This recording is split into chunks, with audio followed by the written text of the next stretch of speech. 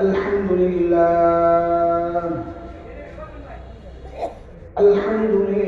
نحمده ونستعينه ونستغفره ونؤمن به ونتوكل عليه ونعوذ بالله من شرور أنفسنا ومن سيئات أعمالنا من يهده الله فلا مضل له ومن يضلله فلا هادي له وأشهد أن لا إله إلا الله وحده لا شريك له وأشهد أن سيدنا وسندنا وحبيبنا ومولانا محمدا عبده ورسوله اللهم صل على محمد وعلى آل محمد كما صليت على إبراهيم وعلى آل إبراهيم إنك حميد مجيد اللهم بارك على محمد وعلى آل محمد كما باركت على إبراهيم وعلى آل إبراهيم إنك حميد مجيد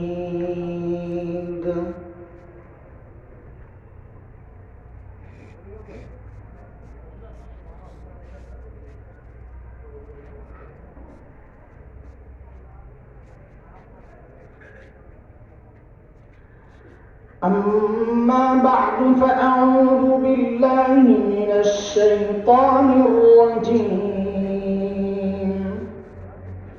بسم الله الرحمن الرحيم لقد من الله على المؤمنين إذ بعث فيهم رسولا من أنفسهم يتلو عليهم آياته ويزكيهم ويعلمهم الكتاب والحكمة وإن كانوا من قبل لفي ضلال مبين آمنت بالله صدق الله العلي العظيم জামিয়া ইসলামিয়া বড়াইয়া শ্রীরামপুর কর্তৃক আয়োজিত আজকের বার্ষিক ওয়াজ মাহফিলের চলতি অধিবেশনের সম্মানিত সভাপতি অতিথিবৃন্দ হযরত উলামায়ে কেরাম মুরব্বিয়ানে আযম দূর দূরান্ত থেকে আগত ইসলাম প্রিয় সুধী সমাজ প্রিয় ছাত্র ভাইয়েরা যুবক বন্ধুরা পর্দার আড়ালের মা ও বোন আল্লাহ সুবহানাহু ওয়া তাআলার অশেষ মেহেরবানি করুণা দয়া যে মহান মালিক লাখো কোটি মানুষ থেকে বাছাই করে দিনই এই মজলিসে আমাকে আপনাকে একত্রিত করেছে। এটা মালিকের অনেক বড় দয়া আর করুণা। কুরআন আল কারীমের মধ্যে আসছে, মালিক বলেন, দিন বুঝার জন্য আমি যার দিলটা খুলে দেই, দিন মানা, দিন শেখা, দিন জানার মানসিকতা যাকে দান করি, তো মালিক বলেন এটা এত বড় নিয়ামত, এত বড় নিয়ামত, এই নিয়ামত আমি যাকে দেই ওই বান্দা সারাক্ষণ আমার স্পেশাল নূরের আওতায় থাকে। দুর্ভাগ্য তার জন্য যার দিল শক্ত, দিন বুঝতে চায় না, মানতে চায় না, কোন পোড়া কপাল উল্টা বুঝে। আল্লাহ বলেন এরা স্পষ্ট গুমরাহিতে নিমজ্জিত। সূরা জুমার আয়াত নাম্বার 22 রব্বে কারীম বলেন, أفمن شرح الله صدره للإسلام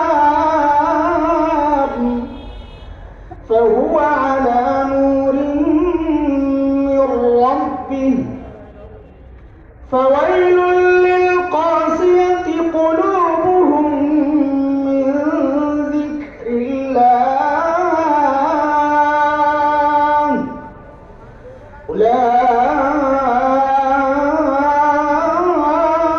أولئك في ضلال مبين। এই আয়াতের মধ্যে রব্বে কারীম এই কথাগুলো বলেছেন। মুহতারাম হাজরিন, যে মহান মালিক এই নিয়ামতে আমাদেরকে ধন্য করলেন, ওই মালিকের শুকরিয়া আদায় করি, জবান খুলে প্রাণ খুলে কালিমাতুশ শুকর উচ্চারণ করি, আলহামদুলিল্লাহ।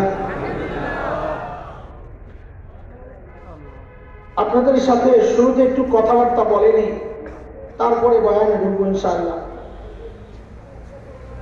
একটু বলেন তো, আল্লাহ সুবহানাহু ওয়া তাআলা আমাদের উপর কত নিয়ামত দিয়েছেন, অনুগ্রহ করেছেন, বলেন তো, বলেন বলেন। অসংখ্য, অগণিত। কুরআন আল কারীমের দুই জায়গায় মালিক কথাটা বলেছেন, সূরা নাহল, সূরা ইব্রাহিম, দুই জায়গায় মালিক বলেন, وَإِن تَعُدُّوا نِعْمَةَ اللَّهِ لَا تُحْصُوهَا إِنَّ الْإِنسَانَ لَظَلُومٌ كَفَّارٌ।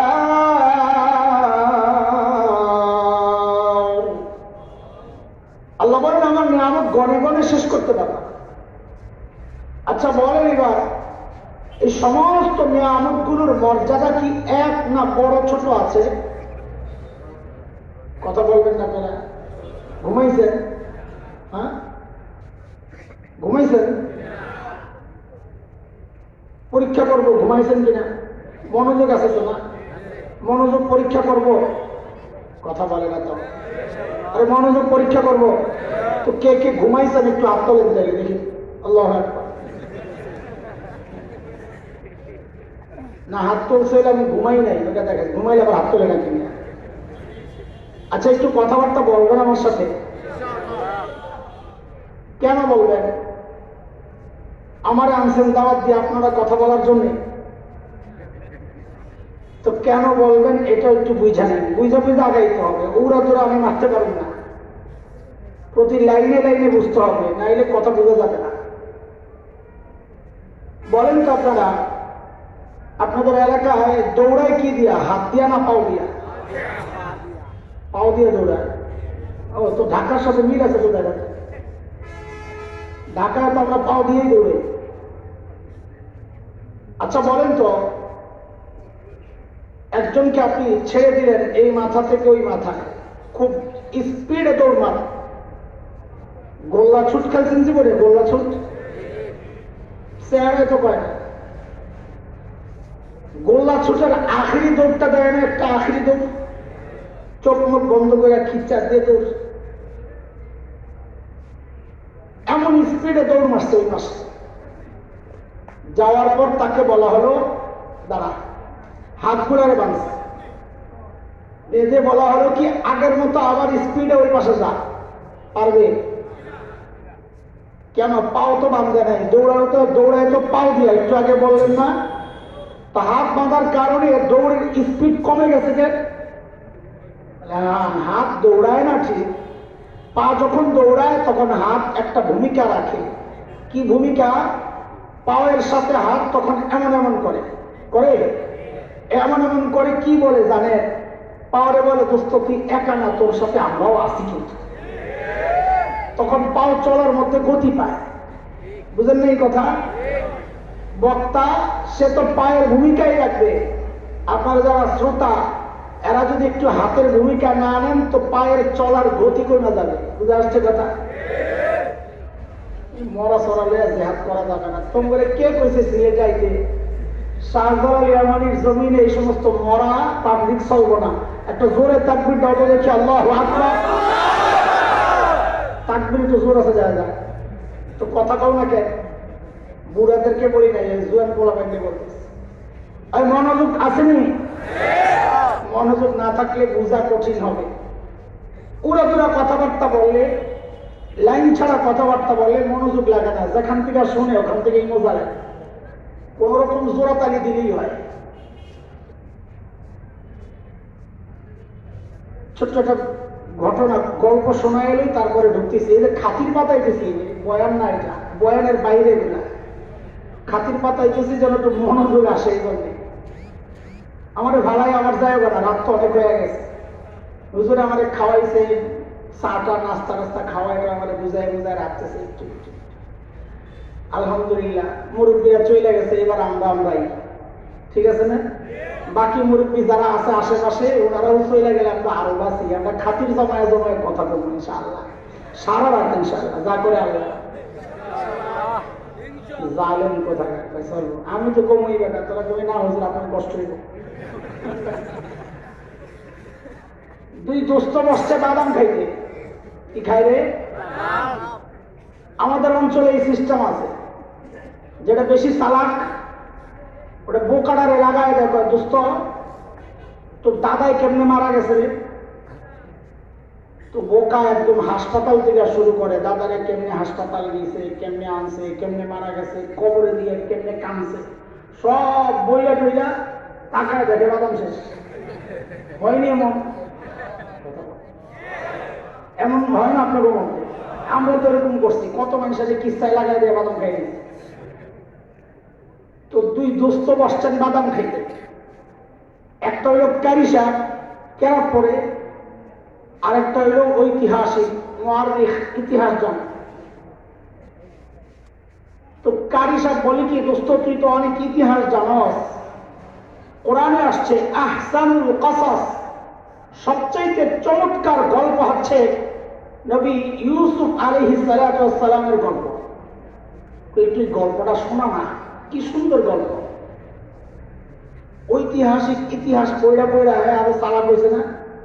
হ্যাঁ, জানে না কি উদ্দেশ্যে কিস্তায় লাগাইতেছে, জানে না, বুঝে নাই।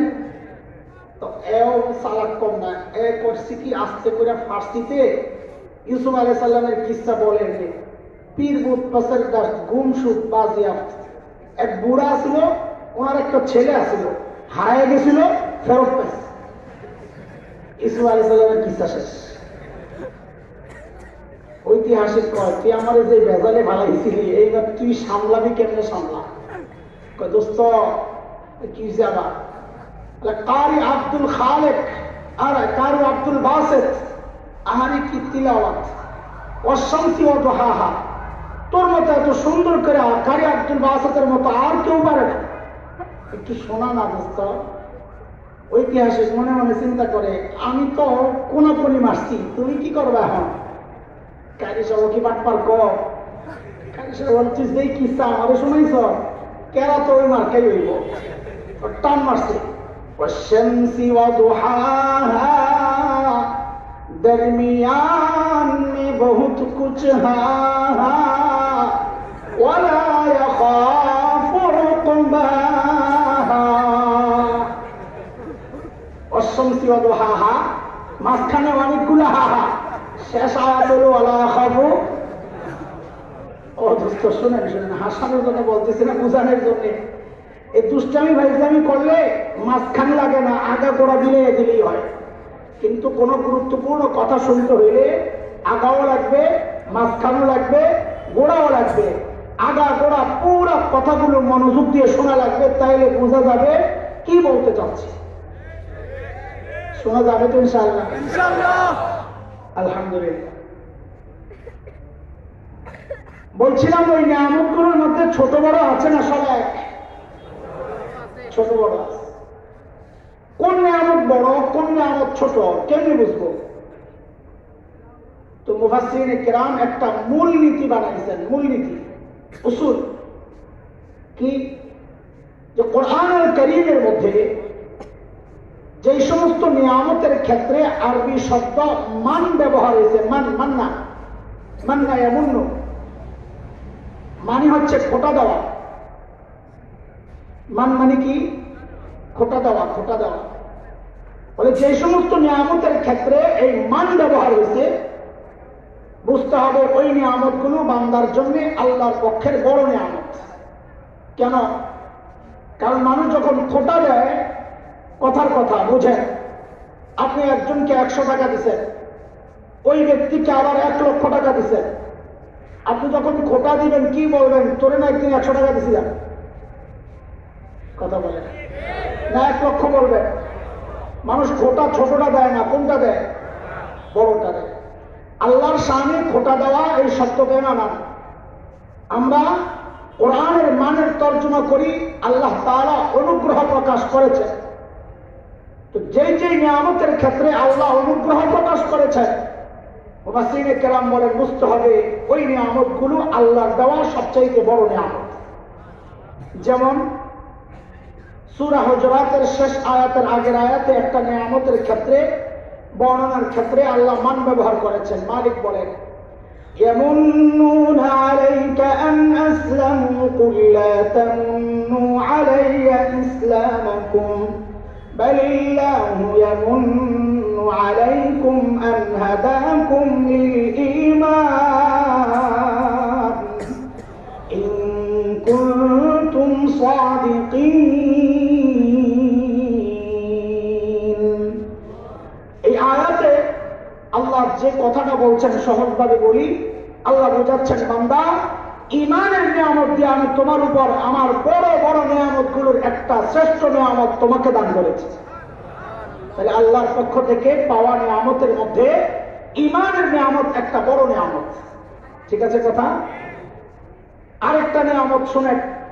আমি আমার শুরুতে যে আয়াত তিলাওয়াত করেছি, ওই আয়াতে আল্লাহ বলছেন, لقد من الله على المؤمنين إذ بعث فيهم رسولا من أنفسهم يتلو عليهم آياته ويزكيهم ويعلمهم الكتاب والحكمة وإن كانوا من قبل لفي ضلال مبين।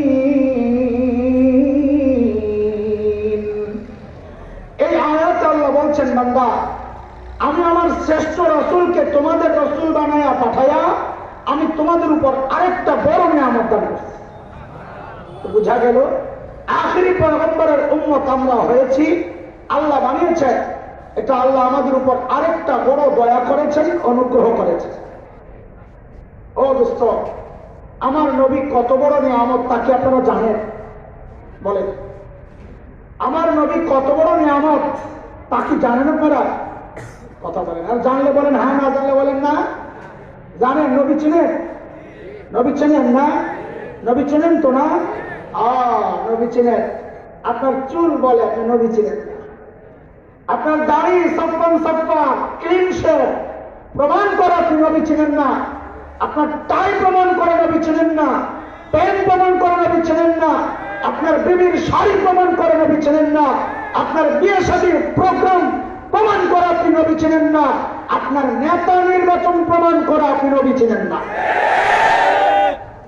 তাই আজকে নবী চেনানোর নিয়ত করছি, একটু চিনবেন নবী। আমার নবীর ব্যক্তিত্ব এত বিশাল, আমি কি চিনাব? একটু আশেপাশে যা ঘোরাঘুরি করা, তাও যদি কিছু লাভ হয়। কেন হঠাৎ করে নবী চেনানোর প্রয়োজন হইল? আমাদের অনেক ইমানি আন্দোলনের বিরুদ্ধে আপনাদের অভিযোগ, এগুলো হুজুররা কি শুরু করছে? হ্যাঁ, এই অভিযোগ তারাই করে যারা নবী চেনে না। আপনার নবী চিনতেন তো কাদিয়ানী বিরোধী আন্দোলনের বিরুদ্ধে আপনার ভূমিকা থাকতো না। আপনি যদি নবী চিনতেন নাস্তিকদের বিরুদ্ধে আপনি জীবন দিতে আগায় আসতেন। আপনি নবী চিনেন না বইলাই যারা আগায় আসে তাদেরকে আপনি তাচ্ছিল্য করেন, তাদেরকে আপনি জঙ্গি আর উস্কানিগতা বলেন, বিশৃঙ্খলা সৃষ্টিকারী বলেন।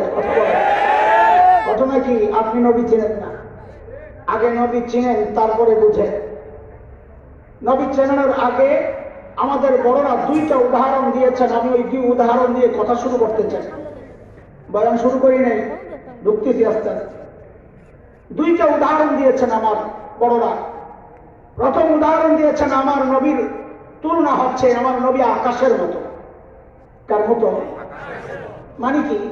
আকাশ অনেক বড়, আমার নবীর মাথাটাও অনেক বড় আছে। তো বুঝেন, একটা ছোট্ট শিশু যার চোখ ঠিক আছে, আকাশ উন্মুক্ত, এই দুই শর্ত, চোখও ঠিক আকাশও খোলা, বলেন ওই শিশু আকাশ দেখবে কি দেখবে না? শিশুর বড় কিশোর এভাবে আকাশের দিকে তাকালে আকাশ দেখবে কি দেখবে না? কিশোরের বড় যুবক আকাশের দিকে তাকালে আকাশ দেখবে কি দেখবে না? যুবকের বড় পৌরা মধ্যবয়সী আকাশের দিকে তাকালে আকাশ দেখবে কি দেখবে না? একজন বৃদ্ধ যদি তাকান দেখবেন কি দেখবেন না? বাবা যদি তাকান, শ্বশুর যদি তাকান, দাদার নানা তাকাইলে, খতিব তাকাইলে, বক্তা তাকাইলে, সমাজসেবক তাকাইলে, কথা বলে না, সেনাপতি তাকাইলে, শুধু দেখবে না একজন প্রেসিডেন্ট দেখবে না, দেখবে আকাশের দিকে তাকাইলে আকাশ দেখবে। ওহো, আমার নবীও আকাশের মতো। মানে কি? যে যে জায়গা থেকে আমার নবীর দিকে তাকাবে সে তার রাস্তা, পথ চলার রাস্তা পাওয়া যাবে। একটা ছোট্ট শিশু যদি চিন্তা করে আমি জগতের শ্রেষ্ঠ শিশু হতে চাই, বলে তোমার জন্য রাস্তা একটাই, তুমি শিশু মুহাম্মদুর রাসূলুল্লাহর দিকে তাকাও। কিশোর যদি চিন্তা করে জগতের শ্রেষ্ঠ কিশোর হতে চাই, বলে রাস্তা একটাই, কিশোর মুহাম্মদুর রাসূলুল্লাহর দিকে তাকাও। যুবক যদি চিন্তা করে ইতিহাসের শ্রেষ্ঠ যুবক হতে চাই, বলে যুবক মুহাম্মদুর রাসূলুল্লাহকে অনুসরণ করো। পৌরা যদি চিন্তা করে শ্রেষ্ঠ পৌরা হতে চাই, বলে পৌরা মুহাম্মদুর রাসূলুল্লাহকে অনুসরণ করো। বৃদ্ধ যদি চিন্তা করে শ্রেষ্ঠ বৃদ্ধ হতে চাই, বলে বৃদ্ধ মুহাম্মদুর রাসূলুল্লাহকে ফলো করো। বাবা যদি চিন্তা করেন শ্রেষ্ঠ বাবা হতে চাই, বলে বাবা মুহাম্মদুর রাসূলুল্লাহকে অনুসরণ করো। দাদার নানা যদি চিন্তা করেন শ্রেষ্ঠ দাদার নানা হতে চাই, বলে নানা মুহাম্মদুর রাসূলুল্লাহকে অনুসরণ করো। শ্বশুর যদি চিন্তা করেন শ্রেষ্ঠ শ্বশুর হতে চাই, বলে শ্বশুর মুহাম্মদুর রাসূলুল্লাহকে অনুসরণ করো। বক্তা যদি চিন্তা করে শ্রেষ্ঠ বক্তা হতে চাই, বলে বক্তা মুহাম্মদুর রাসূলুল্লাহকে অনুসরণ করো। শিক্ষক যদি চিন্তা করেন শ্রেষ্ঠ শিক্ষক হতে চাই, বলে শিক্ষক মুহাম্মদুর রাসূলুল্লাহকে অনুসরণ করো। সমাজ সেবক যদি চিন্তা করে শ্রেষ্ঠ সমাজ সেবক হতে চাই, বলে হিলফুল ফুজুলের প্রতিষ্ঠাতা সমাজ সেবক মুহাম্মদুর রাসূলুল্লাহকে অনুসরণ করো। সেনাপতি যদি চিন্তা করে শ্রেষ্ঠ সেনাপতি হতে চাই, বলে সেনাপতি মুহাম্মদুর রাসূলুল্লাহকে অনুসরণ করো। রাষ্ট্রনায়ক যদি চিন্তা করে ইতিহাসের শ্রেষ্ঠ রাষ্ট্রনায়ক হতে চাই, বলে দুনিয়ার কোন তন্ত্রে মন্ত্রে কাজ হবে না, কোন ইজমে কাজ হবে না, রাস্তা একটাই, রাষ্ট্রনায়ক মুহাম্মদুর রাসূলুল্লাহকে অনুসরণ করো। আমার নবীকে যে যে জায়গা থেকে দেখবে সে ওই জায়গা থেকে শ্রেষ্ঠ পথ চলার রাস্তা পেয়ে যাবে। এত বিশাল ব্যক্তিত্ব আমার নবী।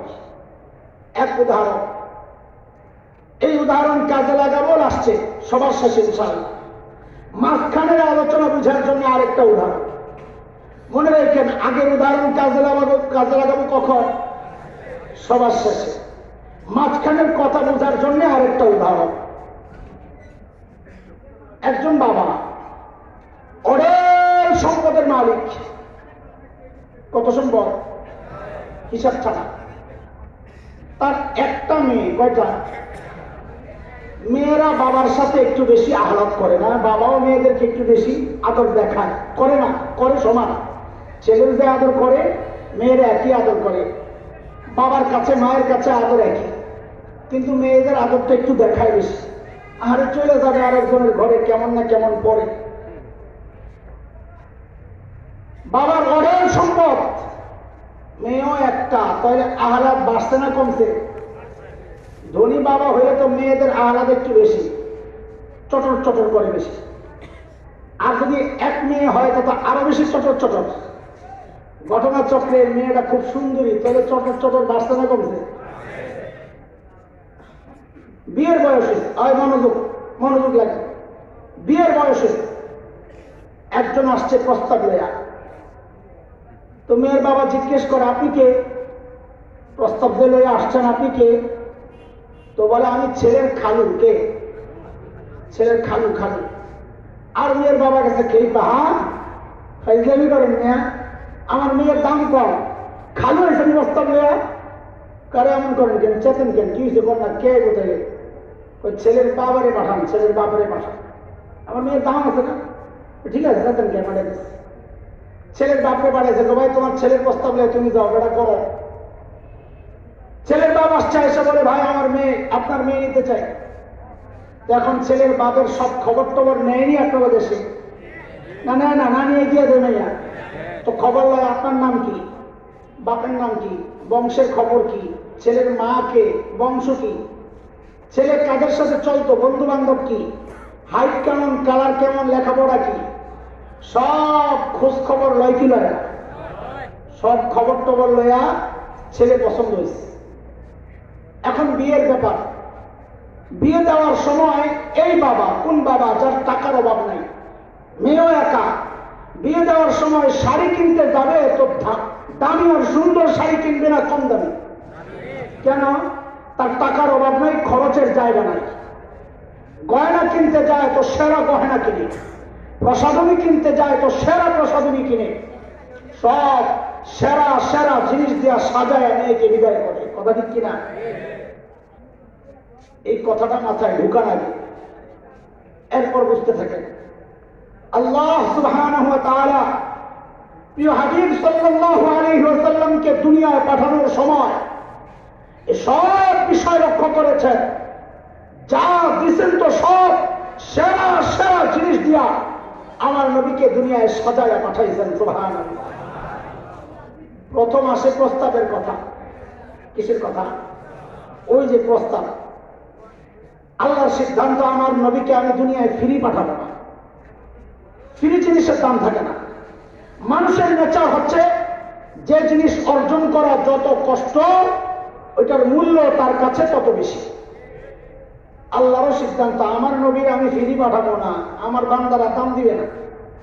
তো ফ্রি পাঠাবেন না, কেমনে পাঠাবেন? বলে আমার কাছ থেকে চাইয়া নিতে হবে, চাইয়া প্রস্তাব দিতে হবে। তো বলে প্রস্তাব কে দিবে? ছেলের বাপ দিবে। প্রস্তাব কে দিবে? কথা বলেন। আর কে দিবে? ছেলের বাপ দিবে। বলে ছেলের বাপ কে? ছেলের বাপ কে? মুরব্বী কইছে ঠিক কথা, ইব্রাহিম আলাইহিস সালাম। মিল্লাতা আবিকুম ইব্রাহিম হুয়া সাম্মাকুমুল মুসলিমিন। খলিল ইব্রাহিম যখন বাইতুল্লাহ বানান, আল্লাহ খলিলের দিলের মধ্যে ওই কথা ঢেলে দিয়েছেন, খলিল এত দামি একটা কাজ আপনি করেছেন, আমি আপনাকে পুরস্কার দিতে চাই। কি চাইবেন? চান আমার কাছে, চান আপনি, আমি দিব। খলিল চিন্তা করেছেন, সারা জিন্দেগি চায়া চায়া পাইলাম যাবিহুল্লাহ ইসমাইল। কাকে পাইছেন? সারা জিন্দেগি চায়া চায়া পাইলাম ইসমাইল যাবিহুল্লাহ। এইবার চাইলে আর ছোট মোটো কোনো কিছু চাইব না, চাইব বড়টাই। চাইয়া বসছেন হাবিবুল্লাহ। কোরআনের কথা, আমার প্রত্যেকটা কথার পেছনে আমি কোরআন দিয়া দলিল দিব ইনশাআল্লাহ। একটু ঘুরায় করে দিব আর কি, বুঝাইয়া দিব ইনশাআল্লাহ। খলিল হাত উঠাইছেন, রব্বানা ওয়াবআস ফীহিম রাসূলাম মিনহুম ইয়াতলু আলাইহিম আয়াতিক ويعلمهم الكتاب والحكمة ويزكيهم إنك أنت العزيز الحكيم।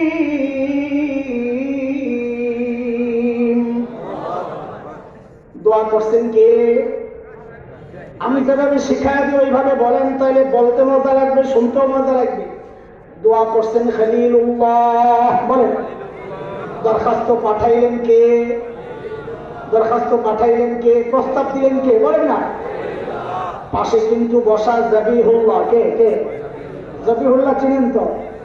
ইসমাইল জবিহুল্লাহ, যাকে আল্লাহর রাস্তায় জবেহ করার জন্য নির্বাচন করা হয়েছিল, নির্দিষ্ট করা হয়েছিল। আল্লাহ জবেহ কবুল করছেন, কোরবানি কবুল করছেন, আর করতে হয় নাই। মানব ইতিহাসে জবিহুল্লাহ দুইজন। কয়জন? আমরা একজন চিনি, তাই না? মানব ইতিহাসে জবিহুল্লাহ দুইজন। এক গ্রাম্য ব্যক্তি নবী আলাইহিস সালামের কাছে এসে ডাক দিলেন, ইয়াবনা জবিহাইর, ওই তুই জবিহুল্লাহর বেটা। নবী আলাইহিস সালাম মুস্কি হেসে দিলেন। সাহাবায়ে কেরাম জিজ্ঞেস করে, ইয়া রাসূলুল্লাহ, আপনি দুই জবিহুল্লাহর বেটা, আমরা তো জানি আপনি এক জবিহুল্লাহ ইসমাঈল আলাইহিস সালামের বেটা, দুই জবিহুল্লাহ কোথা থেকে আসলো? তো নবী বলেন, হ্যাঁ, আমার বাবা আব্দুল্লাহ ও জবিহুল্লাহ ছিলেন। ঘটনা কি? রিওয়ায়াত আসছে, আব্দুল মুত্তালিব যখন বাইতুল্লাহ আর জমজমের মুতাওয়াল্লি, তো হঠাৎ একদিন জমজম হারায় গেছে, জমজম নাই, পায় না। আব্দুল মুত্তালিব মান্নত করছেন, যদি জমজম পাই তো আমার একটা ছেলেকে আমি আল্লাহর রাস্তায় কোরবানি করব। মান্নত করার সাথে সাথে জমজম আল্লাহ ওপেন করে দিয়েছেন। এখন কাকে কোরবানি করবে? তো বলে লটারি দাও। তো লটারিতে নাম আসছে আব্দুল্লাহ। কার নাম? ছেলে তো অনেক ছিল, আব্দুল উজ্জা, আব্দুল শামস, হ্যাঁ, নওফল, হামজা, আব্বাস, কত ছেলে আব্দুল্লাহ। নাম উঠছে কার? এলাকার মানুষ বলে, আরে আব্দুল্লাহরে কোরবানি করবেন, আপনার সবচাইতে সুন্দর আর সভ্য ভদ্র ছেলে এটা, এরে কোরবানি করা যাবে না। আমি তো মানত করছি, এক কাজ করেন, আব্দুল্লাহর পরিবর্তে 10টা ওট কোরবানি দেবেন। তো আব্দুল মুত্তালিব তো দিনদার ছিলেন। আব্দুল মুত্তালিব বলে, মান্নত করলাম একটা, দিমো আরেকটা, কেমন কেমন লাগে, আচ্ছা আবার লটারি দিই। তো আবার লটারি দিছে, একদিকে আব্দুল্লাহ আরেকদিকে 10 ওট, একদিকে আব্দুল্লাহ আরেকদিকে 10 ওট লটারি দিছে। আবার নাম উঠছে আব্দুল্লাহ, দিছে 20টা। আবার নাম উঠছে আব্দুল্লাহ 30, আবার নাম উঠছে আব্দুল্লাহ 40, আবার নাম আব্দুল্লাহ 50, আবার আব্দুল্লাহ 60, আবার আব্দুল্লাহ 70, আবার আব্দুল্লাহ 80, আবার আব্দুল্লাহ 90, আবার আব্দুল্লাহ। যেই 100 ওট দিছে, এইবার 100 ওটের নাম উঠছে। আল্লাহ শুরু থেকে দেখায় দিয়েছেন, আমার নবীর বাবার এত সস্তায় বেচতে চাইছিলেন। সুবহানাল্লাহ। যাই হোক, এটা ভিন্ন কথা। আবারও বলেন তো, দরখাস্ত পাঠাইলেন কে? খলিলুল্লাহ। পাশে বসে আছেন জবিহুল্লাহ। কে কে? ইসমাইল জবিহুল্লাহ। ওই দরখাস্তের মধ্যে আমিন বইলা সুপারিশ করেছেন। আবার সুন্দর করে মিলায়া বলেন, দরখাস্ত পাঠাইলেন কে? সুপারিশ করছেন কে? জবিহুল্লাহ। কে? যে অফিসে বসে বসে কাজটা চলতেছিল, অফিসের নাম হইল বাইতুল্লাহ। অফিসের নাম কি? আবার মিলায়া মিলায়া বলেন তো দেখি, দরখাস্ত পাঠাইছেন কে? সুপারিশ করলেন কে? জবিহুল্লাহ। অফিসের নাম কি? আল্লাহ বলেন, ঠিক আছে ঠিক আছে ঠিক আছে। খলিলুল্লাহ দোয়া করেছেন, জবিহুল্লাহ সুপারিশ করেছেন, বাইতুল্লাহ বসে বসে দোয়া মঞ্জুর। দোয়া কি? আমিও পাঠায়া দিলাম হাবিবুল্লাহ। যান নবী, একটু দাঁড়ান, একটু দাঁড়ান, যাইয়েন না, একটু দাঁড়ান। কি হয়েছে? বলে, প্রধান বক্তা আসার সময় জেনে আটকাইছে রাস্তায়। আগের বক্তার টাইম ছিল 1 ঘন্টা। আয়োজকরা এসে কানে কানে বলে, হুজুর প্রধান বক্তা আসতে একটু দেরি হবে, আর একটু চালায়। ও ভাই, যত বড় বক্তাই হোক, ফিনিশিং দেওয়ার পর যদি কানে কানে বলে আর একটু চালায় আনেন, তোর মিজাজটা এত গরম হয় কেন? বয়ান তো শেষ, এখন নতুন করে কথা চালাইতে গেলে পাবলিক মনে করে এলোমেলো কথাবার্তা চলতেছে, এলেম কালাম নাই। আসলে তো সিস্টেমের বাইরে এটা। তখন পাবলিকের মধ্যে একটা এলোমেলো ভাব তৈরি হয়। কেউ বসে থাকে, চিন্তা করে জায়গাটা গরম করছে, ছাড়ার দরকার নেই। কেউ চিন্তা করে একটু বোতল খালি করে আসে। আবার আরেকটু দূরে জায়গায় গ্রুপ যায়, শয়তানের লেনজা পায়। আসেনি? কথা বলে দূরে যায়, কাছে থাকলে তো পাবলিক দেখবো, বলে ও শুনতে আবার সিগারেট খায়। তো দূরে যায় লেনজারা, শয়তানের লেনজারা কই টানে যায়, দূরে যায় না। এর মধ্যেই বক্তার পক্ষ থেকে মোতায়েন সাহেবের কাছে ফোন আসছে, হুজুর আমি চলে আসছি, কাছাকাছি 5-7 মিনিট লাগবে। মোতায়েনের কলিজায় পানি আসছে। আরে মাহফিলটাই গেছিল শেষ হইয়া, মাহফিল এলোমেলো হয়ে গেছে। ঘোষককে দৌড়ে পাঠাইছে, যাই একটা ঘোষণা দেন, প্রধান বক্তার আগমন, শুভেচ্ছা, স্বাগতম, লিল্লাহি তাকবীর, আল্লাহ। বলিনি? ঠিক আল্লাহ ওই কাজটাও করতে ছাড়েন নাই। নবী আপনি যাবেন না, একটু দাঁড়ান। বলে কেন? বলে মাহফিল একটু এলোমেলো, আমি একটু ঘোষণাটা দেন। তো দেন। এই ঘোষণা কে দিবে? ও নবী ঈসা আপনি দাঁড়ান। কার দাঁড় করাইছেন? আল্লাহ তাআলা। আরে ঘোষণা দেওয়ার জন্য কাকে দাঁড় করাইছেন? নবী ঈসাকে দাঁড় করাইছেন। নবী ঈসা ঘোষণা দিলেন। কি ঘোষণা? প্রধান বক্তার আগমন, শুভেচ্ছা, স্বাগতম, কোরআনের কথা, সূরা সফ আয়াত 6। নবী ঈসার ঘোষণা, وَإِذْ قَالَ عِيسَى ابْنُ مَرْيَمَ يَا بَنِي إِسْرَائِيلَ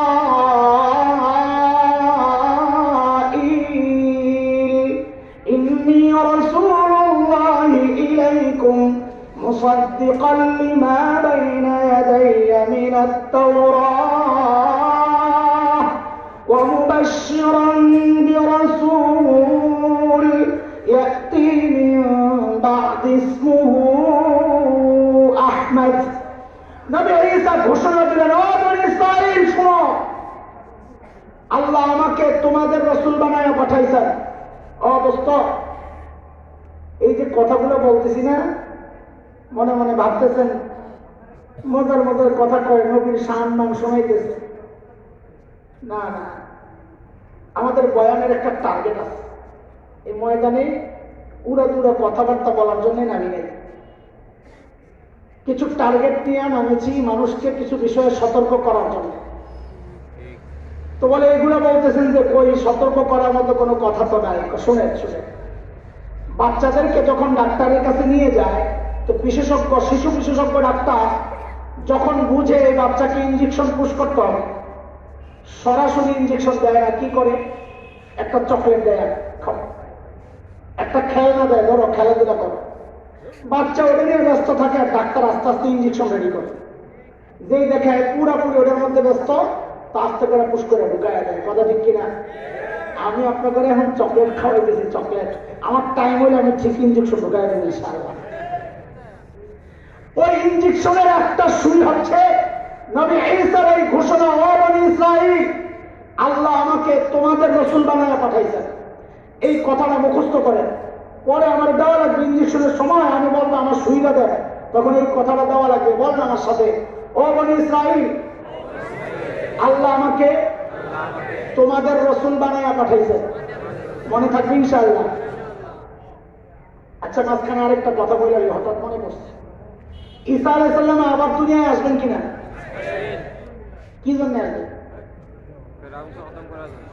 বলেন? যেটা জানেন ওটাই বলেন। আমি যেটা বলবো ওটা হয়তো জানেন না, কিন্তু যেটা জানেন ওটা বলেন। শেষ নবীর উম্মত হয়ে আসবেন, এটাই তো সবাই জানেন। মাশাআল্লাহ।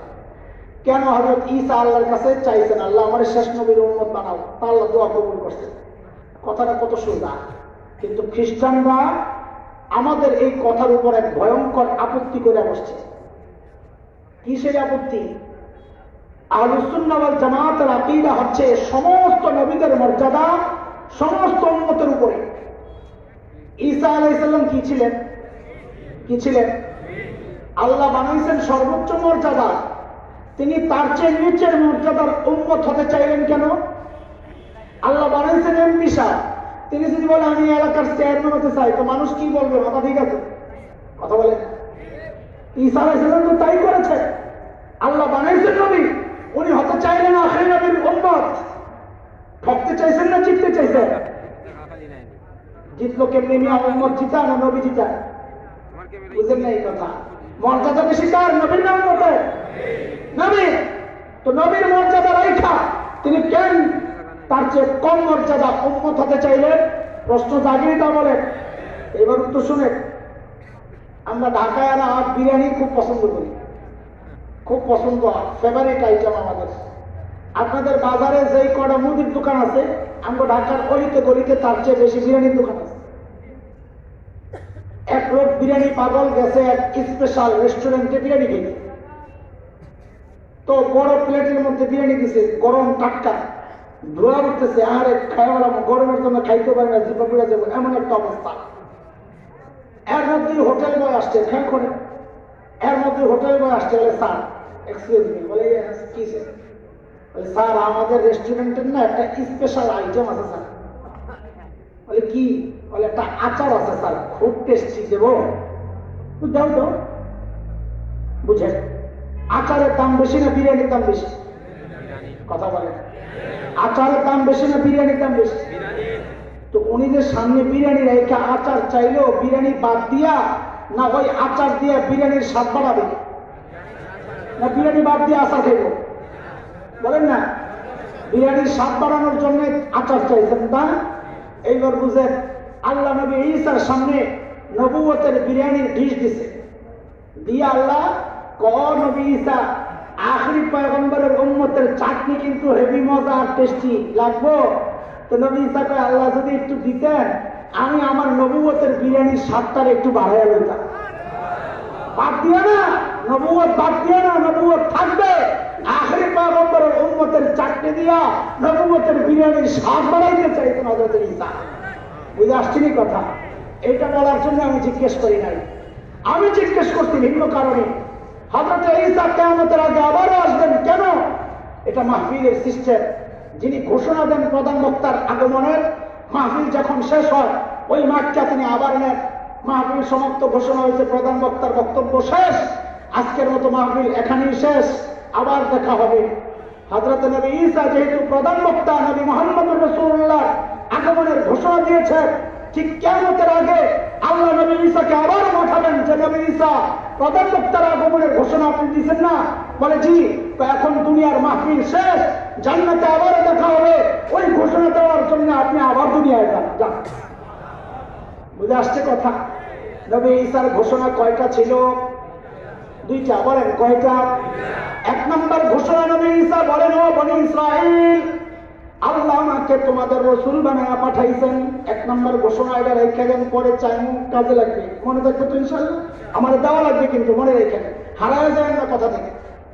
নবী ঈসার দুই নম্বর ঘোষণা, অমুবাশশিরান বিরাসূল ইয়াতি মিন বা'দি ইসমুহু আহমদ। আখরি পয়গম্বরের সুসংবাদ দিচ্ছে, প্রধান বক্তা আসছে যার নাম হবে আহমদ। কি নাম? আহারে, ওই যে বলেছিলাম বাবার উদাহরণ, আল্লাহ আমাকে আমার নবীকে যা দিছেন সেরা জিনিস দিয়া সাজায় দিছেন, নাম দিছেন তো সেরা নাম। আহারে, নাক দিছেন তো সেরা নাক, চোখ দিছেন তো সেরা চোখ, থুতু দিছেন তো সেরা থুতু, আরে ঘাম দিছেন তো সেরা ঘাম। আমার আপনার ঘামের দুর্গন্ধে ধারে কাছে কেউ বসতে পারে না। আমার নবীর ঘাম সাহাবায়ে কেরাম সংগ্রহ করতেন কেন? এইরকম প্রোগ্রাম হইলে একটু লাগাইয়া দিতেন, পুরা প্রোগ্রাম সুঘ্রাণে মৌ করতো। বন্ধু দিছেন তো আবু বকরের মতো শ্রেষ্ঠ বন্ধু, কিতাব দিছেন তো কোরআনুল কারীমের মতো শ্রেষ্ঠ কিতাব, উম্মত দিছেন তো আমাদের মতো শ্রেষ্ঠ উম্মত। সুবহানাল্লাহ। আমার নবীকে আল্লাহ সব সেরা সেরা জিনিস দিয়ে সাজায় দিয়েছেন, নাম দিছেন তো সেরা নাম। নবীর নাম দুইটা, একটা আহমদ, আরেকটা বলেন মুহাম্মদ। আমার তো এলেন কালেন নাই, তারপরেও বলি, এই দুই নাম নিয়ে যদি আপনাদের সাথে কথাবার্তা চালাই তো সারা রাত যাবে, নাম থেকে খালি সুঘ্রাণ বের হইতেই থাকবে, বের হইতেই থাকবে। আজীব না, আজীব না। আমার নবীর এক নাম মুহাম্মদ। মুহাম্মদ মানে কি? সবচেয়ে বেশি প্রশংসিত, সবচেয়ে বেশি প্রশংসিত। কাফেররা হাটে ঘাটে বাজারে যায় এরকম বলতো, এই মুহাম্মাদের কাছে যাবা না, খারাপ লোক। লোকেরা বলতো, এটা কেমন কথা, যিনি সবচেয়ে বেশি প্রশংসিত তিনি আবার খারাপ কেমনে হয়? দেখছেন কি পাস লাগছে? কাফেররা সিদ্ধান্ত নিয়ে নাম বলতাও, নাম বলতাও, বলে নাম বলতো, কি নাম রাখবা? বলে এখন থেকে নাম দিব মুজাম্মাম, সবচেয়ে বেশি নিন্দিত। এইবার বাজারে যায় বলে, এই মুজাম্মামের কাছে কিন্তু কেউ যাইবা না, খারাপ লোক। পাবলিক জিজ্ঞেস করে, মুজাম্মাম কেডা, চিনলাম না তো। লাগছে নিতে। আল্লাহ কি নাম রাখছে দেখেন, আপনি সারা জিন্দগি বদনাম করবেন, বদনাম করবেন, বদনাম করবেন। দিন শেষে জিজ্ঞেস করা হবে, ও ভাই তুমি কার বদনাম করতেছ? তো জবাব আসবে, যিনি সবচেয়ে বেশি প্রশংসিত তার বদনাম করতেছি। তো বলবে তোর মাথা ঠিক আছে? বরং আল্লাহর নবীর দুশমনদের অবস্থা দেখেন। আমি একটা একটা করে অনেক দেখাইতে পারবো, কিন্তু সাম্প্রতিক কালের একটা দেখাই। ওই যে ফ্রান্সের প্রেসিডেন্ট নাম কি? ম্যাক্রো। মাশাআল্লাহ, মনে আছে আপনার? আমি একদিন একটা আরবি প্রবন্ধ লিখতেছি, আরবিতে লিখতেছিলাম। তো ম্যাক্রোর নাম লিখে আমি নিজে তাকায় তাকায় হাসতেছিলাম। কি লিখলাম? যে হয়ে গেছে মাকরু। কি তুমি ম্যাক্রো লেখলে তো আরবি লেখলে তো মাকরু হয়। আমি বসে বসে হাসি, যে কারবার দেখো। মাকরু মানে সবচেয়ে বেশি অপছন্দনীয়। মাকরু অপছন্দনীয়। সারা জিন্দেগি বসে বসে প্রশংসা করেন, মাকরু সাহেব, মাকরু সাহেব। রাত দিন শেষে জিজ্ঞেস করা হবে, আরে ভাই তুই কার প্রশংসা করো? মাকরু সাহেব। কার কথা বলে? আমার নবীর আরেক নাম আহমদ। আহারে কি দারুণ নাম! আহমদ মানে সবচেয়ে বেশি প্রশংসাকারী। আল্লাহর হাবিব মাকামে মাহমুদের মধ্যে আল্লাহর এত এত প্রশংসা করবেন, এত সুন্দর সুন্দর শব্দে। নবী বলেন ওই শব্দগুলা দিয়ে আর কোনোদিন কেউ প্রশংসা করে নাই, করবেও না। অথচ নামটা কি আজীব নাম দেখেন। আল্লাহ তাআলা আমার নবীকে দুনিয়ায় পাঠাইছেন ইবাদত শেখানোর জন্য। আর চিল্লায় বলেন কিসের জন্য? এইবার বলেন তো ইবাদতের মধ্যে শ্রেষ্ঠ ইবাদত কোনটা? বলেন না, বলেন না। আর খেয়াল করে দেখেন, আল্লাহ তাআলা ওই নামাজকে পর্যন্ত আমার নবীর নাম দিয়া সুন্দর করে সাজাইছেন। সুবহানাল্লাহ। বলে মানে কি বুঝলাম না? ওই নামাজের মধ্যে পরিবর্তন চারটা: কিয়াম, রুকু, সিজদা, কুনুত। প্রথমে দাঁড়ানো, এরপরে রুকু, এরপরে সিজদা, এরপরে বৈঠক। আপনি আহমদ মিলায়া দেখেন, আহমদ লিখতে অক্ষর চারটা: আলিফ, হা, মিম, দাল। এরে দোস্ত মিলেই দেখবেন একজন মানুষ যখন নামাজে দাঁড়ায় যেন লোকটা আলিফ হইয়া দাঁড়ায় রয়েছে। সুবহানাল্লাহ। যেই না মানুষটা রুকুতে যায়, ডান দিক থেকে দেখেন, যেই না মানুষটা রুকুতে যায় যেন হায়ের মাথাটা সুন্দর করে দাঁড়ায় রয়েছে। যেই না মানুষটা সিজদায় যায় যেন মিমের মাথাটা সুন্দর করে দাঁড়ায় আছে। যেই না মানুষটা তাহিয়াতুর মতো বসে কি সুন্দর করে দালটা বসে আছে। আল্লাহু আকবার। এরা দোস্ত একটু মনোযোগ দিয়া মুহাব্বতের সাথে শুনেন। বলেন তো ভাষার মধ্যে শ্রেষ্ঠ ভাষা কোনটা? ইন্টারন্যাশনাল ভাষা কোনটা? না ইংরেজি? কে জানে কয় ইংলিশ। খালি ইংরেজি নাকি ইংলিশ? মিয়া দুই হাত মাটির নিচে গেলেই তো আর ইংরেজি চলে না। ফেরেশতারা জিজ্ঞেস করবে নাকি হু আর ইউ? হ্যাঁ, কবরে গেলে ফেরেশতারা কি জিজ্ঞেস করবে? হু আর ইউ না মান রাব্বুকা? এটা চাইনিজ ভাষা না ইংরেজি? আরবি। আহা, যেই ভাষা মাটির নিচে চলে, যেই ভাষা আসমানের উপরে চলে, যেই ভাষা আসমান আর জমিনের মাঝখানে চলে, যেই ভাষা জান্নাতে চলবে, ওইটাই তো প্রকৃত ইন্টারন্যাশনাল ভাষা। আল্লাহ দেখেন কি করছেন। আল্লাহ যেন আমার নবীর নামটা ওই আরবি ভাষাকেও সাজাইছেন। বলে মানি বুঝলাম না। বুঝলা না? নবীর প্রত্যেকটা নাম সামনে আনো, আরবি ভাষার একটা একটা অক্ষর লাও, দেখবা আমার নবীর নামের প্রথম অক্ষর সুবহানাল্লাহ। আপনি আলিফ থেকে ইয়া পর্যন্ত টান দিয়া দেখেন। আপনি যদি আলিফ টান দেন আমার নবী আহমদ, আপনি যদি বা টান দেন আমার নবী বাশীর, আপনি যদি তা টান দেন আমার নবী তাকি, আপনি যদি সা টান দেন আমার নবী আস-সাকিব, ধ্রুবতারা, আপনি যদি জিম টান দেন আমার নবী জামিল, আপনি যদি হা টান দেন আমার নবী হামিদ, আপনি যদি খা টান দেন আমার নবী খাতামুন নবীন, আপনি যদি দাল টান দেন আমার নবী দাঈয়ান ইলাল্লাহি বিইذনি, আপনি যদি জাল টান দেন আমার নবী যাকি, আপনি যদি রা টান দেন আমার নবী রাহমাতুল লিল আলামিন, আপনি যদি জা টান দেন আমার নবী যাহিরুল জান্নাত, দুনিয়ায় থেকে জান্নাত ভ্রমণ করে আসছেন। আপনি যদি সিন টান দেন আমার নবী সাইয়্যিদুল বাশার, আমার নবী সাকিয়ে কাউসার, আপনি যদি শিনকে টান দেন আমার নবী শফিউল মুসলিমিন, আপনি যদি সাদকে টান দেন আমার নবী সফিউল্লাহ, আপনি যদি দাকে টান দেন আমার নবী দামিন উম্মতের জিম্মাদার, আপনি যদি তাকে টান দেন আমার নবী তাইয়িব, আমার নবী তাহির, আপনি যদি যাকে টান দেন আমার নবী জাহির লাইসাল বাতিন। বেদাতীরা বলে না নবী গায়ব জানে, বাতিনও জানে, বাতিন জাননেওয়ালা একমাত্র কে? আপনি যদি আইনকে টান দেন আমার নবী আব্দুল্লাহ, আপনি যদি গায়বকে টান নবী বলেছেন তোমাদের মধ্যে সবচেয়ে বেশি আত্মমর্যাদা আমার। আপনি যদি ফাকে টান দেন, আমার নবী ফারিক বাইনাল হক্কি ওয়াল বাতিল, হক বাতিলের চূড়ান্ত পার্থক্যকারী। আপনি যদি কফকে টান দেন, আমার নবী কারিউল কুরআন, কোরআনের সর্বপ্রথম তিলাওয়াত করনেওয়ালা। আপনি যদি কাফকে টান দেন, আমার নবী কাফিরুল উম্মাহ, উম্মতের জিম্মাদার। আপনি যদি লামকে টান দেন, আমার নবী লাঈমুশ শাইতান, শয়তানের সবচেয়ে বড় নিন্দাকারী। আপনি যদি মিমকে টান দেন, আমার নবী মুহাম্মদ, আমার নবী মনসুর, আমার নবী মাহবুব, আমার নবী মুজাম্মিল, আমার নবী মুদ্দাসসির, আমার নবী মুস্তাফা সাল্লাল্লাহু আলাইহি ওয়াসাল্লাম। আপনি যদি নুনকে টান দেন, আমার নবী নাযীর। আপনি যদি হাকে টান দেন, আমার নবী হাদিল আলম। আপনি যদি হামজাকে টান দেন, আমার নবী আল আমিন। আপনি যদি ইয়াকে টান দেন, আহারে মালিক কত মায়া করে ডাক দিয়েছেন ইয়াসিন। আমার নবীর কেমনি চিনাবো বলো? সারা রাত যদি নবীর সম্মান বলতে থাকি শেষ হবে না। ওইটা তো আমাদের মাকসাদ না, এটা তো খালি চকলেট আর খেলনা হিসাবে দিয়ে রাখছে, মনে আছে? আসল কাম তো কি?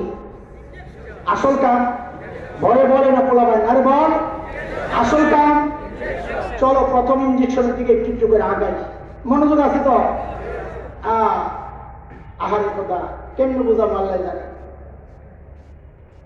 সব তো ঠিক আছে হুজুর, ওই যে বাবা মেয়েকে বিয়ে দেওয়ার সময় বাড়িঘর দেখে না দেখে না?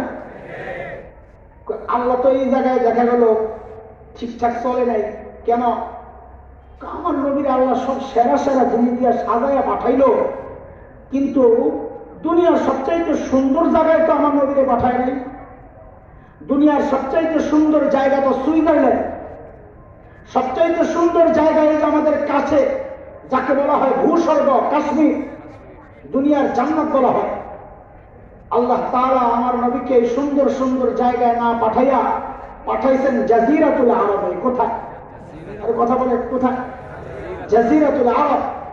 জাজিরাতুল আরবের সংজ্ঞা পরিচয় দিচ্ছেন কোরআন। কোরআন নিজে দিচ্ছে ওয়াদিন গায়রি জি যারা, বৃক্ষলতাহীন জলশূন্য বালুকাময় জায়গা, পানি নাই, খাওয়া নাই, ফল নাই, ফসল নাই, গাছ গাছালি নাই, মরুভূমি আর পাথর। আল্লাহ আমার নবীকে এমন জায়গায় কেন পাঠাইলেন? সুন্দর জায়গায় পাঠাইতে পারতেন না? কথা বলে কথা বলে। এই প্যাচ লাগে আপনাদের? এই প্যাচের হল করলে অনেক প্রশ্নের জবাব চলে আসবে।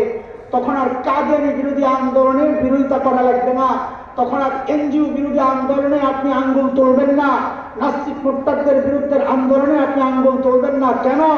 কেন আঙ্গুল তোলেন? কারণ আপনি আপনার নবী চেনেন নাই। চিনতে থাকেন।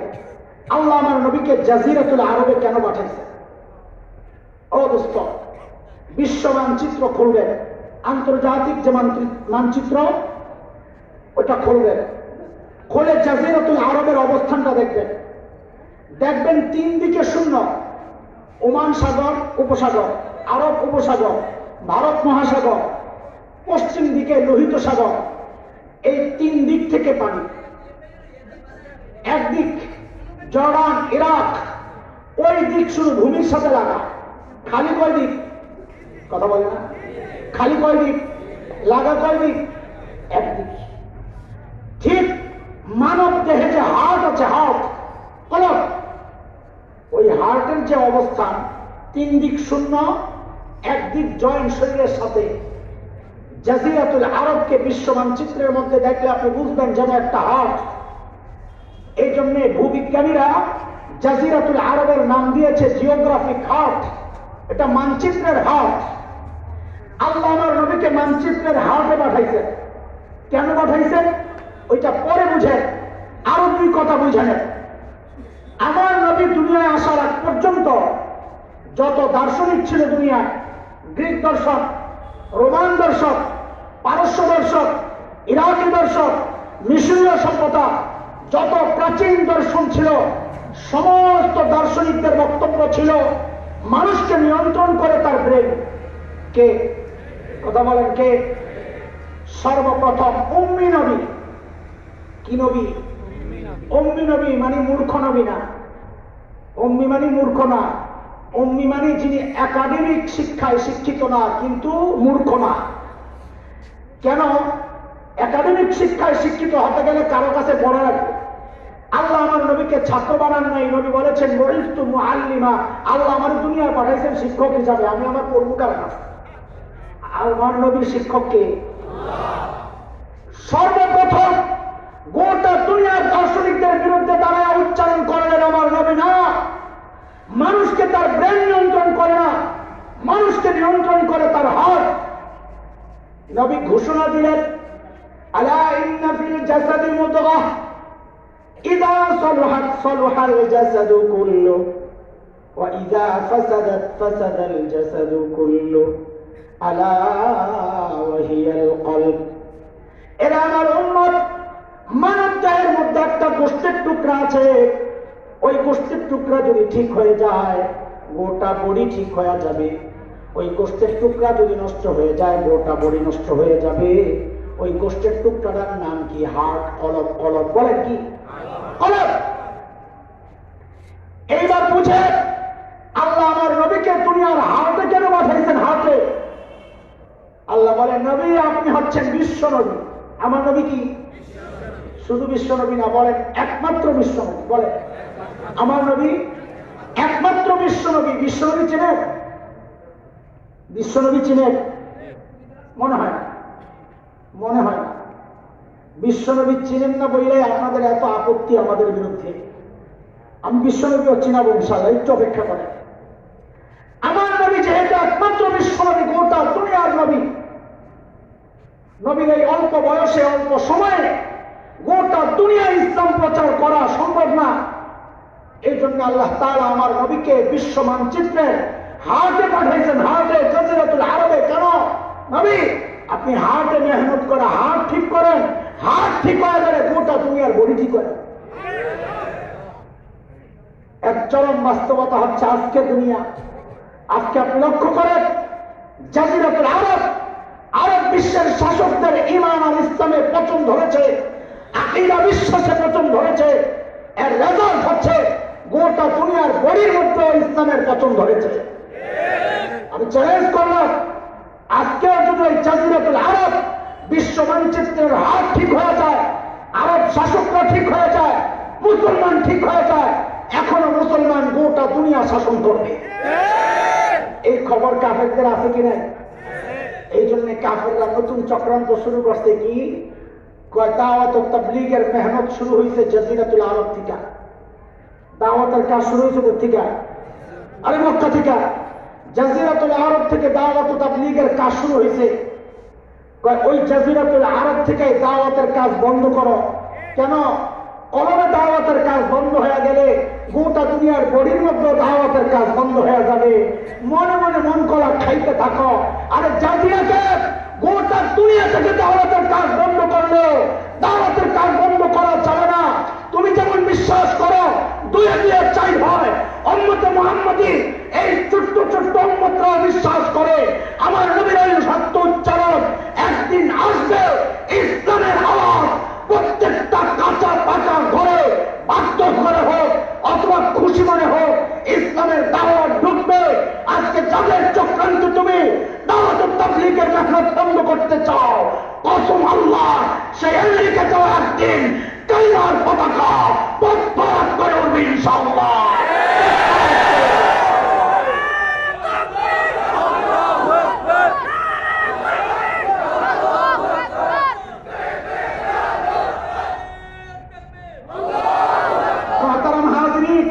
কথা শেষ হয় না, আমি মাত্র ঢুকতেছি, মনোযোগ হারানো যাবে না। সূক্ষ্ম কথা, সূক্ষ্ম কথা।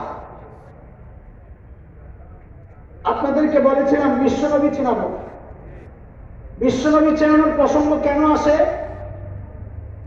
আসে এর জন্য কেন আসে একটু শুনে। আগে বিশ্বনবী একটু চিনাল। বিশ্বনবী মানে কি? ও দোস্ত, আমার নবী দুনিয়ায় আসার পর্যন্ত আল্লাহ যত নবী দুনিয়ায় পাঠাইছেন তিনটা বিষয় ছিল নির্ধারিত। বলেন কয় বিষয়? বলেন না কয় বিষয়? এক নাম্বার, ওই নবীর অঞ্চল ছিল নির্ধারিত। কি ছিল? বলেন কি ছিল? প্রমাণ প্রমাণ কি? এই কথার প্রমাণ কি? প্রমাণ হচ্ছে আজকের বিকৃত যে বাইবেল আছে, ওই বাইবেলের মধ্যে হযরত ঈসার বক্তব্য আসছে।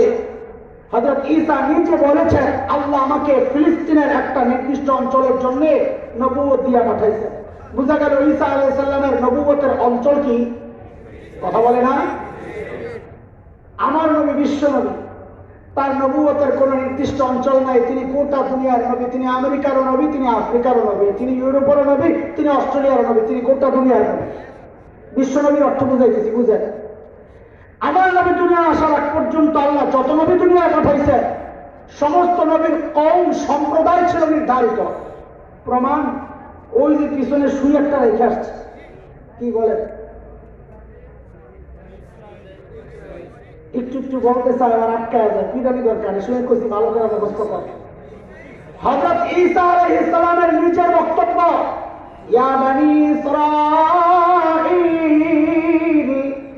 ইন্নী রাসূলুল্লাহি ইলাইকুম, ও বনি ইসরাঈল, আল্লাহ আমাকে তোমাদের রাসূল বানায়া পাঠাইছে।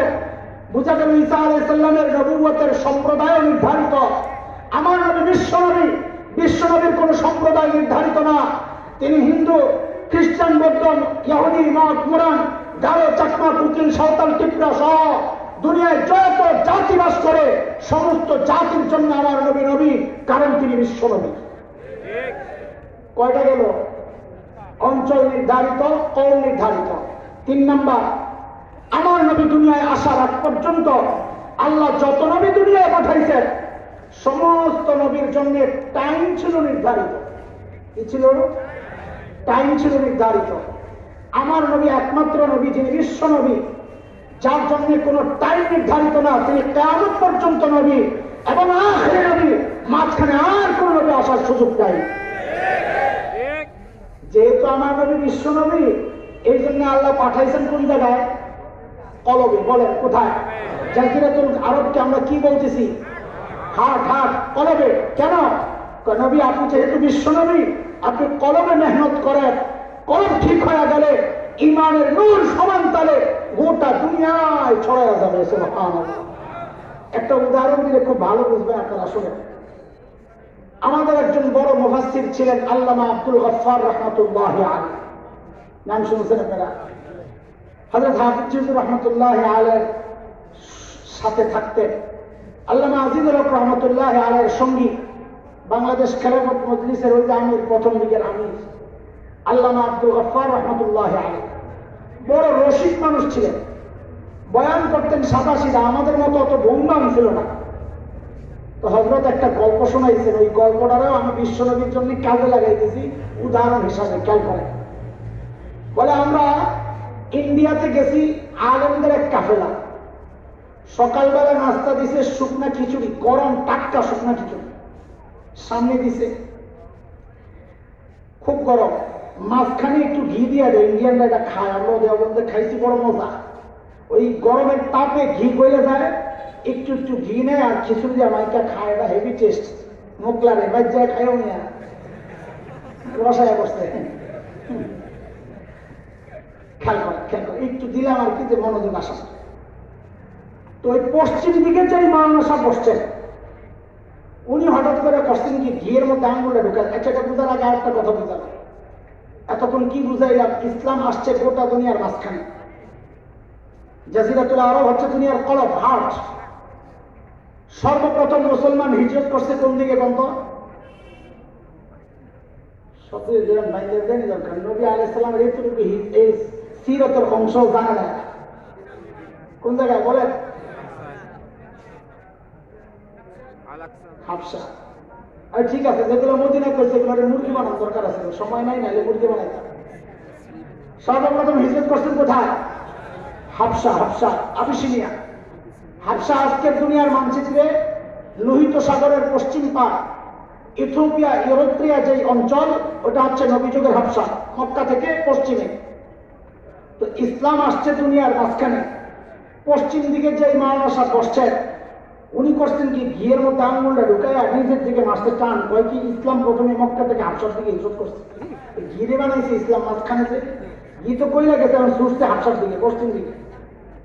পূর্ব দিকে যে মাওলানা বসছে দেখছে ঘি তো হাফসাওয়ালা খাই নেব, মনে কাম বুঝেন না, হ্যাঁ তাড়াতাড়ি আঙ্গুলটা ঢুকায় নিজের দিকে টান মারে আর কয় এরপর ইসলাম মদিনার দিকে হিজরত করছে।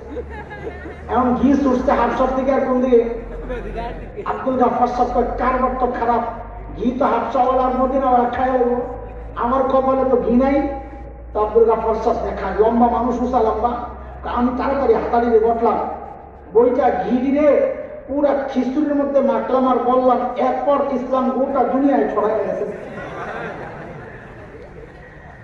এর অবস্থা খেয়াল করে, উদাহরণটা যদিও হাসি, কিন্তু আমাদের ওই কথা বোঝানোর জন্য, জাজিরাতুল আরবের রহস্য বোঝানোর জন্য এটা একটা চমৎকার উদাহরণ।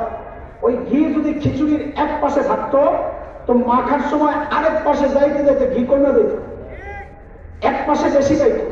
আমার নবীকে যদি আল্লাহ সুইজারল্যান্ড পাঠাই দেন ইউরোপে, তো ইউরোপের মুসলমানদের কাছে, ইউরোপের মানুষের কাছে ইসলামের দাওয়াত যখন পৌঁছত, পশ্চিম আফ্রিকায়, পশ্চিম আমেরিকায় ইসলামের দাওয়াত পৌঁছতে পৌঁছতে লম্বা সময় চলে যেত। আল্লাহ তাআলা আমার নবীকে ঠিক দুনিয়ার মাঝখানে পাঠাইছেন, কেন?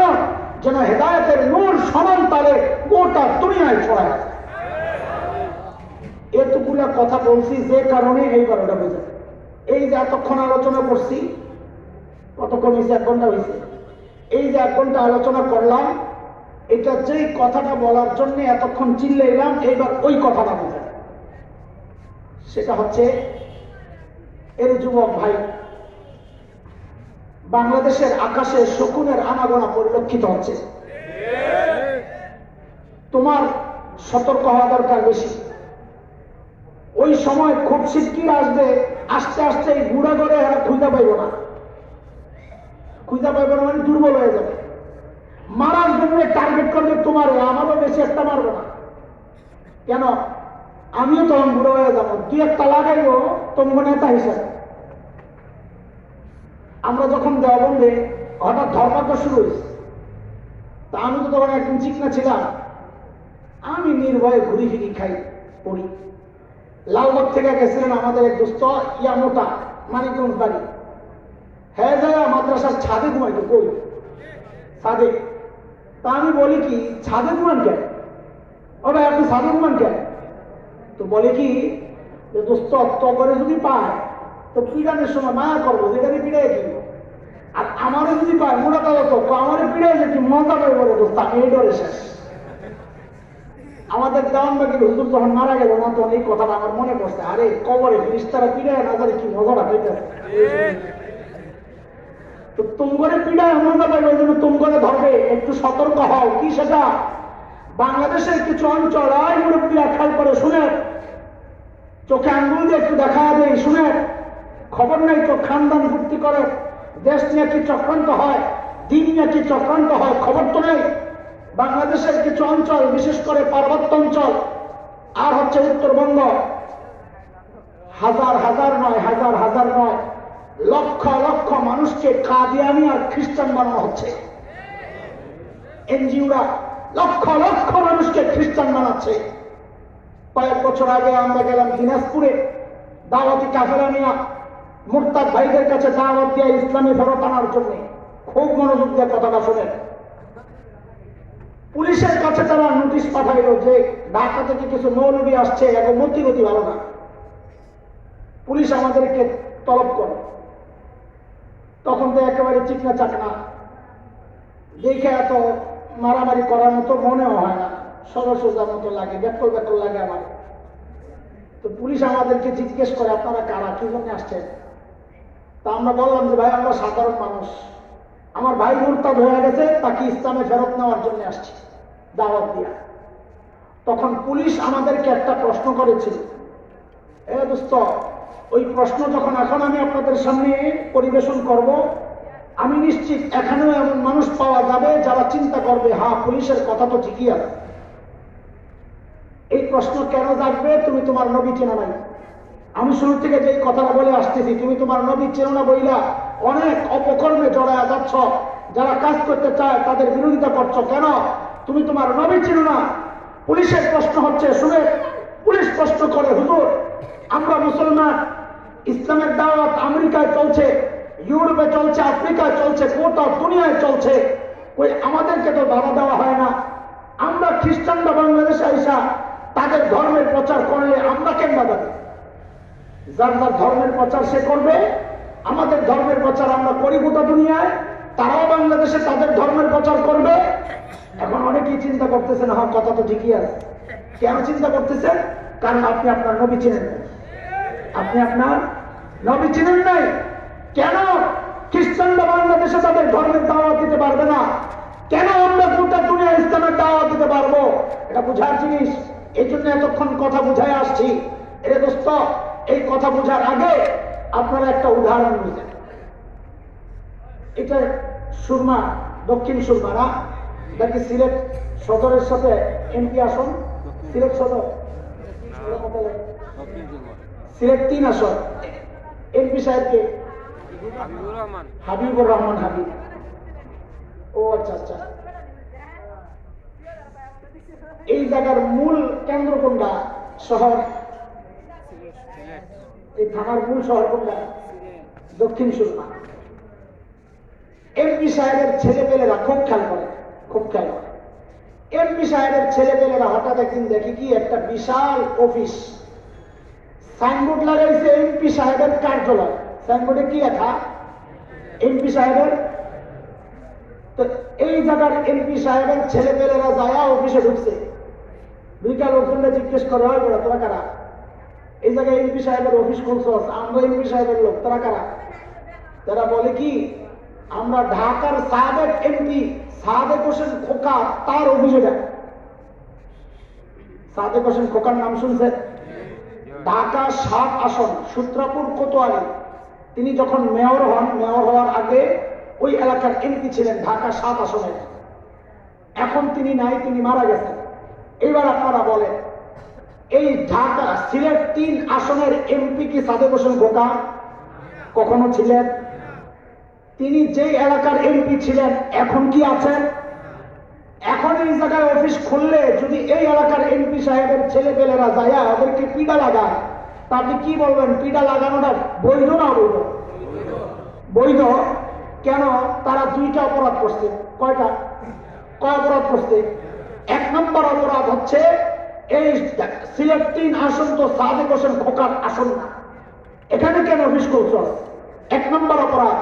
2 নম্বর অপরাধ হচ্ছে যে সাদেক হোসেন খোকার এমপির যে টার্ম ছিল, যে টাইম ছিল, এটা আউট হয়ে গেছে, এটা শেষ। এখন কেন এমপির অফিস খোলো? খুলবা তো খুলবা, সূত্রাপুর যায় খোলো। অপরাধ কয়টা? 2 অপরাধের কারণে আপনারাই বললেন তাকে পিটা দিলে অন্যায় হবে না। তাহলে আমরা জিজ্ঞেস করতে চাই, খ্রিস্টানরা বাংলাদেশে তাদের ধর্মের প্রচার করে কোন অধিকারে? একটা অপরাধ করে নাই, 2টা অপরাধ করে নাই। বাংলাদেশের অন্য ধর্মের প্রচার যদি কেউ করে, সে 3টা অপরাধ করেছে। কেন? 1 নম্বর অপরাধ হচ্ছে হযরত ঈসা আলাইহিস সালামকে আল্লাহ বাংলাদেশের জমিনের জন্য নবুয়ত দিয়া পাঠান নাই। তার এলাকা ছিল নির্ধারিত, ওনার আসন তো ফিলিস্তিন অঞ্চল, অফিস খুললে ওখানে যাওয়া খোলা দরকার। 2 নম্বর অপরাধ হচ্ছে হযরত ঈসা আলাইহিস সালামকে আল্লাহ মুসলমানদের নবী বানায়া পাঠান নাই। ঈসা নিজে বলেছেন, ও বনী ইসরাইল, আল্লাহ আমাকে তোমাদের রাসূল বানায়া পাঠাইছেন।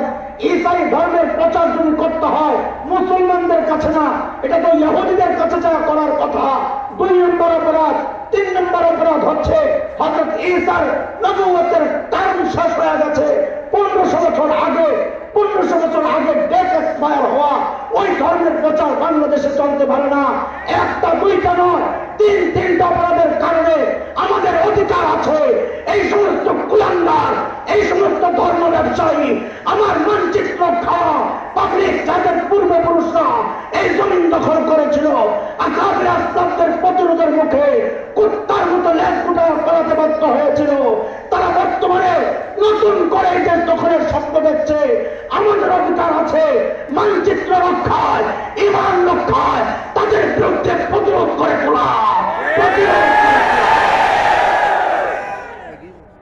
দোস্ত মোহতারাম, কথা বুঝেন, কথা বুঝেন। আমরা চিল্লাই খালি, আপনারা মনে করেন খামাখাই চিল্লাই। আমরা দেখতেছি অন্তর চোখ দিয়া, চর্মচক্ষু দিয়া দেখতেছি এদেশের মানচিত্র হুমকির মুখে, এদেশের স্বাধীনতা হুমকির মুখে, এদেশের ইসলাম হুমকির মুখে। এই জন্য মোল্লারা চিল্লায়। আপনারা না বুঝতে মোল্লা করে গালি গালা শুরু করেন। এই সমস্ত বিষয় আসতে যদি কেউ আন্দোলন করে, সে তার নবী চিনে আন্দোলন করতেছে। কেউ যদি প্রতিরোধ করে, বিরোধিতা করে, বুঝতে হবে সে তার নবী চিনে নাই। কথা বলে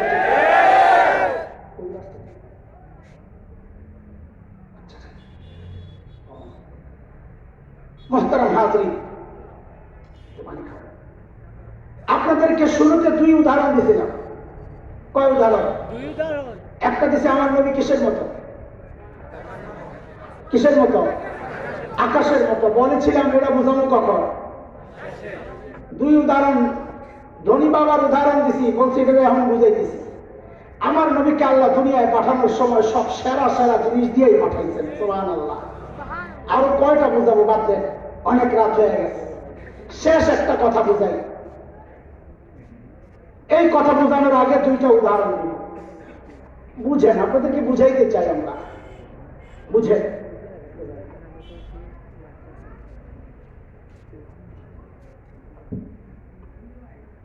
আপনার বাপ, আপনার সন্তান অসুস্থ, ওষুধ কিনতে গেছে। একজন সচেতন গ্রাহক ওষুধের কি জিনিসটা সর্বপ্রথম দেখে বলেন তো? সাবাস, ডেট, এক্সপায়ার ডেট দেখে, এটা মেয়াদ কবে শেষ। আর আমার মতো কানজুস যদি হয়, এমআরপি, ম্যাক্সিমাম রিটেল প্রাইস, সর্বোচ্চ খুচরা মূল্য, এটাও দেখে। আপনি কিনছেন ওষুধ, দেখেন যে ডেট আছে 1 মাস, আর বুঝা বলেন কয় মাস? কথা বলে না, কয় মাস? কিনবেন নি ওষুধ, ডেট তো আছে, কিন্তু ওষুধটা কি? পুরান। পুরান, এটা কি? আপনি বলবেন নতুন ডেট, নতুন ম্যানুফ্যাকচারিং যেটা, ওটা দেয়। আরেকদিন গেছেন ওষুধ কিনতে, দেখেন যে 1 মাস আগে ডেট শেষ, কিনবেন? কিনবেন? আর যদি দেখেন যে 1 বছর আগে ডেট শেষ, কি করবেন? আমার মতো ঘাউড়া পাবলিক যদি হয়, বোতলটা ধরে মারবে চেয়ারম্যানের মাথায়। আমার পোলারে মারার মধ্যে করছে, তুই বেটা বিষ খাওয়াই চলেছে কি? ঠিক কিনা? এরা খুব ভালো বুঝছেন, তাই না? সামনে এলে ঠিকই পোল্টি মারবেন, শোনেন হয়ে থাকে। আরেকটা উদাহরণ শোনেন। জুয়ান পোলাপাই, বুড়াদেরকে বলি, জুয়ান যেগুলো উঠতে চাইবে টাইম না ধরে বসাবেন, যে এতক্ষণ বইছ, এখন তোর ইঞ্জেকশন আছে, তুই কই যাস? এখন ইঞ্জেকশন কাঁদে, কথা বলে না। যুবকদের, খালি যুবক না, ওইরকম বুইরা আসামিও দিয়ে একটা আছে, আমি দেখতেছি। শোনেন খেয়াল করে। নতুন জামাই বিয়ে করতে গেছে শ্বশুর বাড়ি।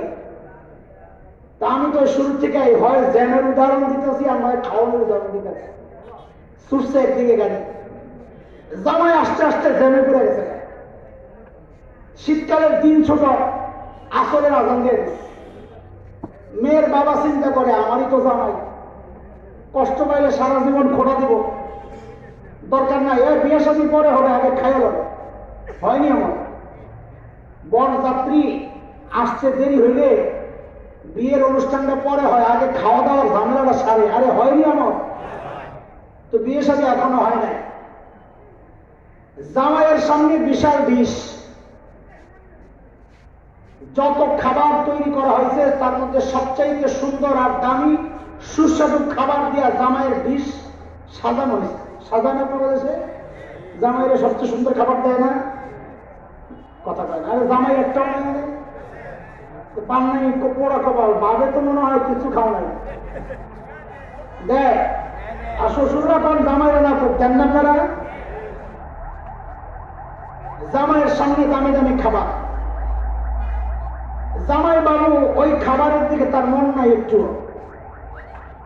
সে তাকায় রয়েছে, ওই যে প্যান্ডেলের বাহিরে একটা বড় টুকরি রাখা আছে, যার মধ্যে ময়লা রাখা, ময়লা। ও ক্যামেরা সরাই দিবে, সরাব। ঠিক আছে, যিনি পছন্দ করেন না তার জন্য এইটাই। আমাদের যারা জায়েজ মনে করেন তারা করবেন, যারা করবেন না তাদেরকে সম্মান দেখায় এটা সরাইতে হবে। সরাব, জলদি সরাব।